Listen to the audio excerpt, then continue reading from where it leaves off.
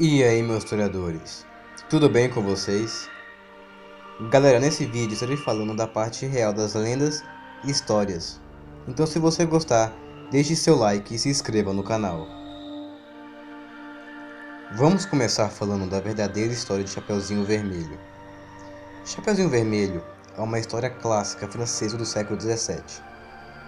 Na história que nos foi contada, Chapeuzinho estava levando vinho e pão para a casa da avó. Encontra um lobo, que a convence a entrar na floresta para colher flores.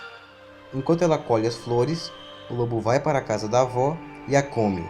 E logo em seguida, se disfarça de avó para poder comer a Chapeuzinho Vermelho, que é devorada. Mas um caçador mata o lobo e abre sua barriga, resgatando tanto a avó quanto a Chapeuzinho.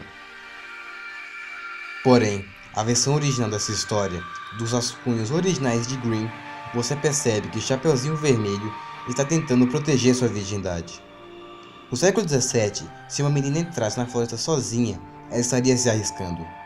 A mãe de Chapeuzinho fala para seguir seu caminho, pois senão ela pode cair e quebrar a garrafa. Quebrar a garrafa significa perder a virgindade. Os contos de fadas originais de Grimm não são para crianças, pois estão repletos de sexo e violência. Chapeuzinho Vermelho é uma história cheia de sexo e violência em sua história original. Basicamente, Chapeuzinho Vermelho é um conto análise para divertir meninas novas e ingênuas dos perigos do mundo. Chapeuzinho Vermelho não é uma história de uma só menina, mas sim de todas as mulheres que enfrentam sua floresta negra e seus predadores ali pela estreita. Vamos falar agora de zumbis. Muitas pessoas acham que os zumbis surgiram em 1968, com o clássico filme de Jorge Romero, A Noite dos Mortos-Vivos. Porém, a primeira referência de zumbi vem do nosso país, vem do Brasil, onde em 1810 um historiador cunhou o termo.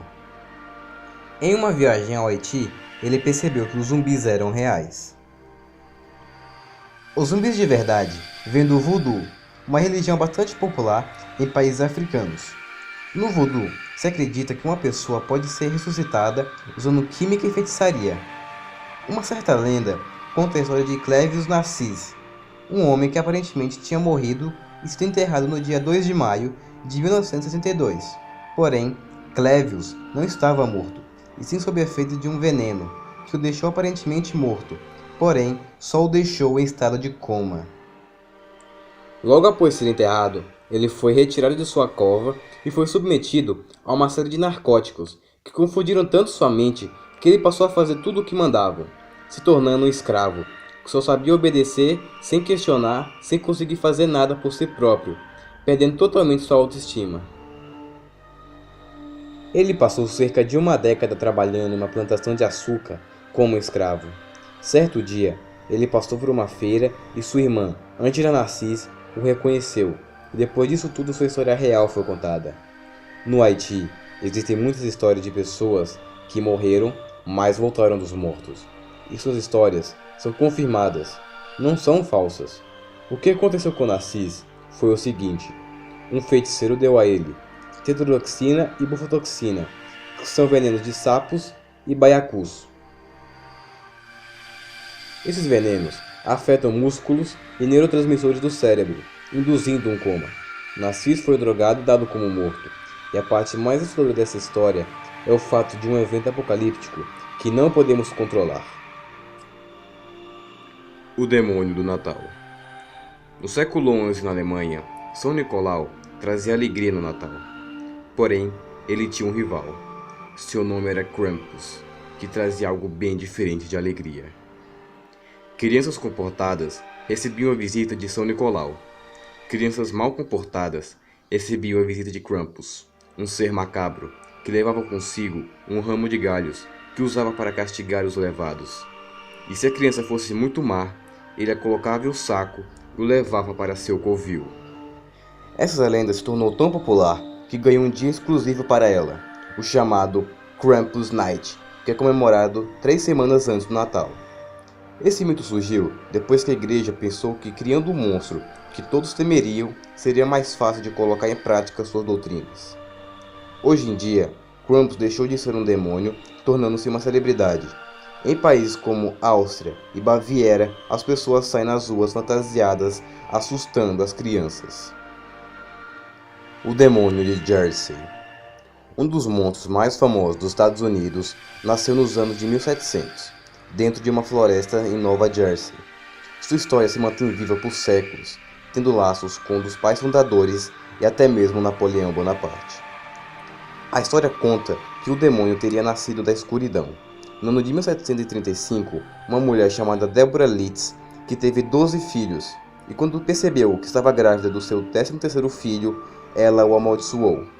Deborah Litz era conhecida como uma bruxa, por mexer com ocultismo, necromancia e bruxaria. Na noite em que ele ia dar à luz, ela gritou: "Que esse menino seja um demônio!"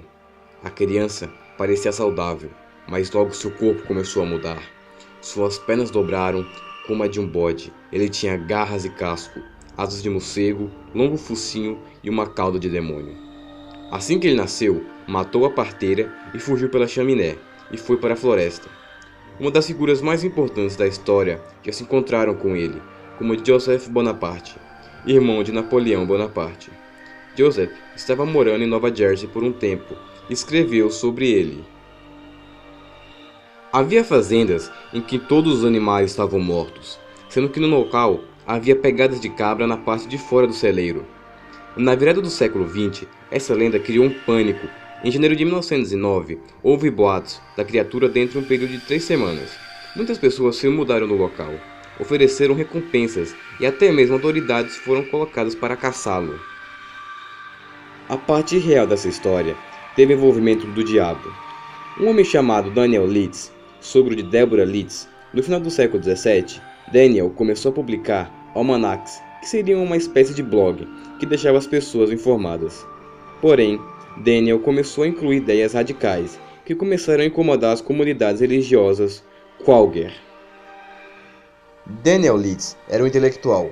Ele foi a primeira pessoa em Nova Jersey que apoiava a ideia heliocêntrica, que dizia que a Terra e os planetas giram em torno do Sol. A ciência já provou que ele estava certo, porém em sua época, essa crença era oposta à crença dos Quaker, que começaram a se referir a Daniel como o próprio Satanás.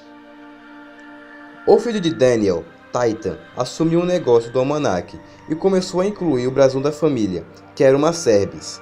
Uma Cerbis é uma espécie de dragão bem familiar à lenda de Jersey. A Cerbis era um símbolo antirreligioso, então os Quaker e até mesmo seu amigo Benjamin Franklin, um dos pais fundadores, se viraram contra os Litz. Franklin publicou um almanaque de sucesso chamado Poor Richard, tirando Litz do negócio. Franklin usou seu almanaque para caluniar Litz, o intitulando de Diabo. Em seu almanaque, ele dizia que Litz era um feiticeiro. Depois disso, o almanaque de Litz saiu da história, e assim começou a lenda do demônio de Jersey.